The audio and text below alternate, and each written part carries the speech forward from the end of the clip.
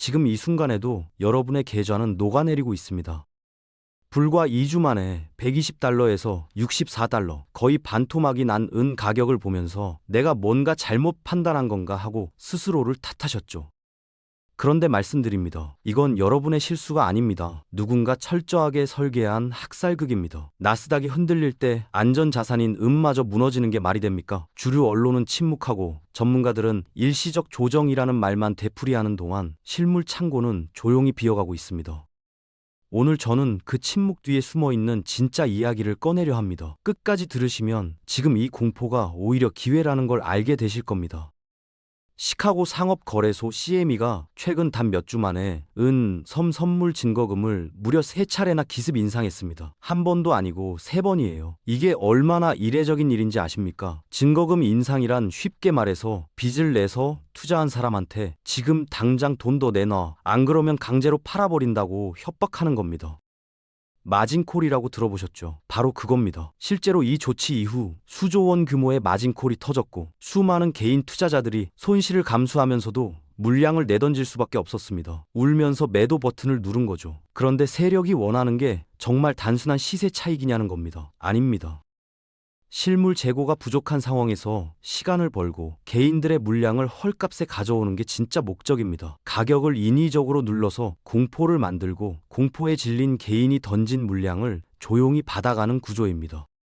룰을 가진 자들이 룰을 무기로 쓰는 야만적인 약탈, 그게 지금 은 시장의 현실입니다. 나스닥이 흔들리고 비트코인이 무너질 때 사람들은 본능적으로 안전자산으로 손을 뻗습니다. 그게 금이고 음이죠. 그런데 지금 음마저 같이 떨어지고 있습니다. 이게 얼마나 황당한 상황인지 아십니까? 위험 자산이 빠질 때 안전 자산도 같이 빠진다면 우리는 대체 어디로 피해야 하는 겁니까? 하지만 여기서 시각을 바꿔야 합니다. 나스닥과 비트코인의 하락은 거품이 꺼지는 겁니다. 반면 은의 하락은 성격이 완전히 다릅니다. 시스템이 마지막 발악을 하면서 개인의 물량을 빼앗으려는 인위적인 압박이에요. 자연스러운 붕괴가 아니라 누군가 의도적으로 설계한 공포 연출입니다.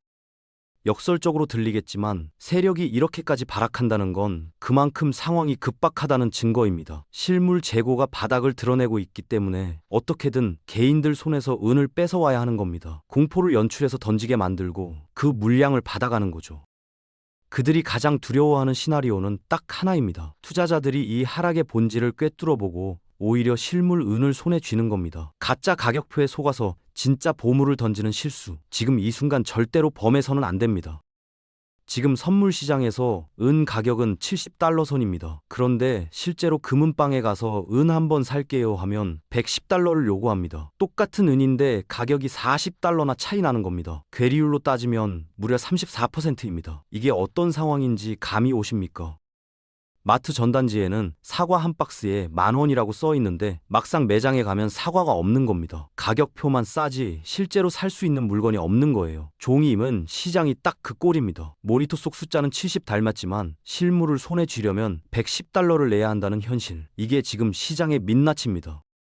그리고 이런 괴리가 벌어진다는 건 단순한 수급 불균형이 아닙니다. 매대가 엎어지기 직전의 전조 증상입니다. 물건은 없는데 가격표만 낮게 유지되는 상황은 오래 갈 수가 없어요. 언젠가는 반드시 실물 가격이 폭발하면서 종이 가격을 집어삼키는 순간이 옵니다. 그 순간이 언제냐고요? 바로 2월 27일 금요일, 이 종이 시장과 실물 시장의 운명이 충돌하는 분기점이 코앞으로 다가왔습니다. 그날 무슨 일이 벌어지는지 지금부터 제대로 짚어드리겠습니다. 2월 27일이 왜 그렇게 중요하냐고요? 이날은 3월물 은 선물의 실물 인수도 통지일, 영어로 퍼스트 노티스 데이입니다. 쉽게 말하면 그동안 종이 계약서만 들고 사고 팔던 세력들이 이제 진짜 은을 내놔야 하는 날이에요. 장난은 끝났고 실물로 결제할 시간이 된 겁니다. 그런데 문제가 있습니다. 장부상에는 은이 가득하다고 적혀 있어요. 숫자는 멀쩡합니다. 그런데 실제 창고 문을 열어보면 내어줄 은이 턱없이 부족한 상태입니다. 이게 얼마나 심각한 상황인지 아십니까? 있다고 팔았는데 막상 없는 겁니다. 이건 단순한 수급 문제가 아니라 거대한 거짓말이 탄로 나는 순간입니다. 금융시장에서 이런 일이 벌어지면 어떻게 될까요? 한 명이 내 애운 어딨어요? 하고 물으면 옆에서 듣던 사람도 달려오고 그 옆 사람도 달려옵니다. 은행에서 뱅크런이 터지듯 은 시장에서도 똑같은 공황이 시작되는 거예요. 그리고 그 도미노가 한번 쓰러지기 시작하면 전 세계 은 시장은 순식간에 통제 불능 상태로 빠져듭니다. 준비되지 않은 사람에게 이날은 재앙이 될 수 있습니다. 하지만 지금 이 구조를 꿰뚫고 있는 사람에게는 일생에 한 번 올까 말까 한 기회의 문이 열리는 날이기도 합니다. 시장에는 마지노선이라고 불리던 숫자가 하나 있었습니다. 코맥스 총 재고 1억 온스. 이 선만 지키면 어떻게든 버틸 수 있다고 여겨지던 마지막 방어선이었죠. 그런데 그 선이 무너졌습니다. 1월 한 달 동안에만 500만 온스가 증발했어요. 500만 온스가 얼마나 큰 숫자냐고요. 올림픽 수영장 2개를 가득 채울 수 있는 양입니다. 그게 한 달 만에 사라진 겁니다. 그것도 원래 있던 재고만 빠진 게 아니에요. 남의 은을 보관만 해주던 위탁 물량까지 끌어다 쓰면서 겨우 버티던 바닥이 뚫린 겁니다. 지하실까지 파내려 갔는데 거기도 없는 상황이에요. 더 충격적인 건 따로 있습니다. 실제로 인도 가능한 등록 재고가 2천만 온스 미만으로 떨어지는 사상 초유의 사태가 벌어지고 있습니다. 하루에 수백만 온스씩 빠져나가는 속도를 보면 이건 단순한 재고 감소가 아닙니다. 명백한 은의 뱅크런입니다. 은행에서 뱅크런이 터지면 어떻게 됩니까? 처음엔 조용히 줄을 서다가 어느 순간 문이 닫힙니다. 지금 코맥스 창고에서 벌어지는 일이 정확히 그 수순을 밟고 있습니다. 그 문이 닫히기 전에 여러분은 어느 쪽에 서 있어야 할지 이미 답은 나와 있습니다. 불과 몇 년 전까지만 해도 은 수요하면 떠오르는 건 태양광 패널이었습니다. 지붕 위에 반짝이는 패널 하나 만드는데 은이 꽤 들어가거든요. 그런데 지금은 그게 문제가 아닙니다. 훨씬 더 거대한 포식자가 등장했습니다. 바로 AI입니다. 엔비디아 칩셋 아시죠? 챗GPT 돌리고 자율주행 연산하고 데이터 센터 수백 개를 24시간 돌리는 그 칩입니다. 그 안에 은이 들어갑니다. 5G 기지국 하나 세우는데도 은이 필요하고 AI 서버 넥 하나 채우는데도 은의 압도적인 전도성이 반드시 필요합니다. 구리나 알루미늄으로는 대체가 안 돼요. 은이어야만 합니다. 숫자로 보면 더 충격적입니다. 2026년 AI와 오지 분야에서만 필요한 은의 양이 전년 대비 50% 폭등한 2억 3,500만 온스에 달할 전망입니다. 전 세계 연간 은 생산량이 얼마인지 아십니까? 그 수요를 감당하기에 턱없이 부족한 수준입니다. 그리고 지금 이 수요를 채우는 주체가 누구냐고요? 마이크로소프트, 구글, 아마존 같은 빅테크 기업들입니다. 이 기업들은 가격표를 보지 않습니다. 필요하면 삽니다. 그들이 싹쓸이하고 나면 개인 투자자 몫으로 남는 은이 얼마나 될지 한번 생각해 보십시오.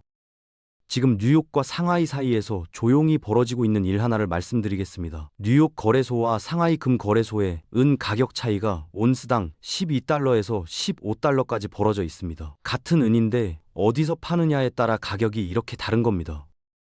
월가 자본들이 이걸 그냥 놔둘 리가 없죠. 뉴욕에서 싸게 사서 상하이에서 비싸게 파는 겁니다. 리스크도 없어요. 가격 차이만큼 그대로 수익이 나는 무위험 재정 거래입니다. 문제는 이 과정에서 실물 은이 뉴욕 창고에서 빠져나와 상하이 창고로 넘어간다는 겁니다.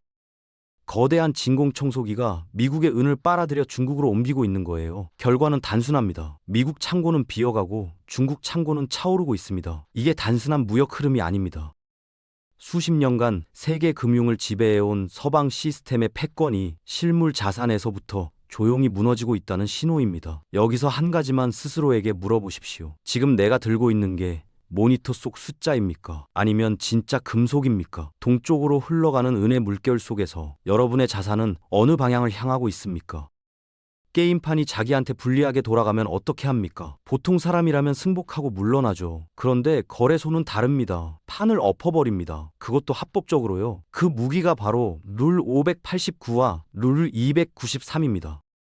룰 589는 서킷 브레이커입니다. 가격이 걷잡을 수 없이 폭주하기 시작하면 거래소가 전광판의 전원을 강제로 뽑아버리는 겁니다. 거래 자체를 멈춰버리는 거예요. 여러분이 매수 버튼을 누르려는 순간 시장이 그냥 닫혀버리는 상황이 벌어질 수 있습니다.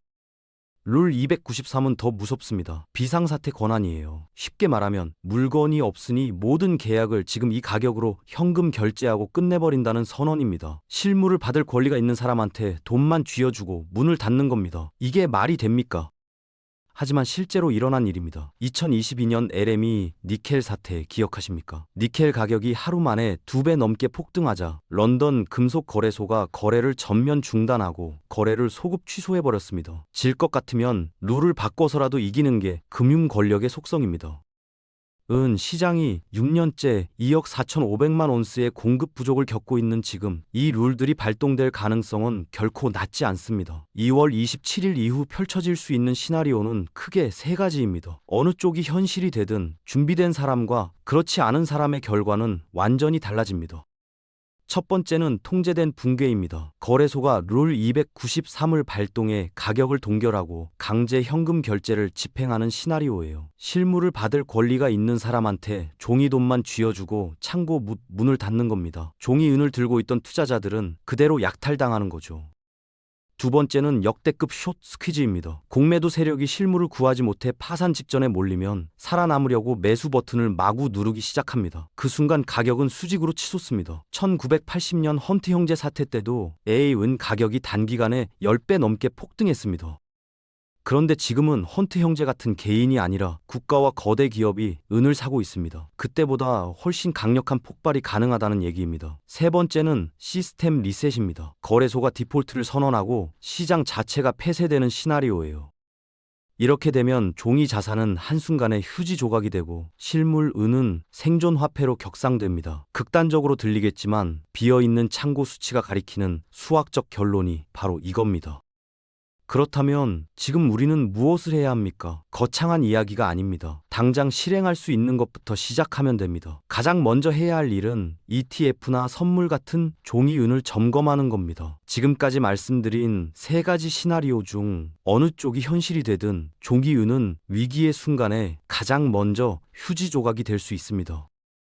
모니터 속 숫자가 아니라 손에 쥘 수 있는 실물이어야 한다는 겁니다. 실물 은을 살 때 프리미엄이 비싸다고 느끼시는 분들 있죠. 선물 가격보다 30에서 40% 더 줘야 하니까요. 그런데 그 프리미엄을 보험료라고 생각해 보십시오. 집에 불이 안 나도 화재 보험료는 냅니다. 시스템이 흔들리지 않아도 실물을 보유하는 비용은 충분히 지불할 가치가 있습니다. 그리고 2월 27일 당일 전광판 숫자에 흔들리지 마십시오. 가격이 폭등하든 폭락하든 그날 봐야 할 건 딱 하나입니다. 거래소의 공식 공시와 등록 재고 수치입니다. 숫자가 말해주는 본질만 보면 됩니다. 100온스를 지금 화폐 가치로 환산하지 말고 10년 후 서울 아파트 한 평과 맞바꿀 수 있는 실물 자산으로 바라보십시오. 폭풍우 속에서 키를 꽉 잡고 버티는 자만이 다음 날의 태양을 볼 수 있습니다. 2월 27일 이후 은 시장의 판도는 바뀝니다. 수십 년간 종이 계약으로 가격을 주무르던 월가 은행들의 시대가 저물고 실물을 손에 쥔 사람들에게 결정권이 넘어오는 역사적인 전환점이 될 겁니다. 이건 단순한 투자 이야기가 아닙니다. 가짜 화폐가 진짜 자산 앞에 무릎을 꿇는 순간 부의 지도가 다시 그려지는 겁니다. 그 지도 위에서 여러분이 어느 쪽에 서 있느냐가 앞으로의 10년을 결정합니다. 은 사람을 배신하지 않습니다. 5,000년 동안 인류와 함께해온 실물 자산입니다. 배신하는 건 언제나 탐욕스러운 시스템이었고 부패한 종이었습니다. 지금 이 순간 자녀에게 물려줄 진짜 가치가 무엇인지 한번 생각해 보십시오. 시스템이 흔들릴 때 실물을 움켜쥔 자만이 새로운 세상의 주인이 됩니다. 그 자리에 여러분이 있어야 합니다.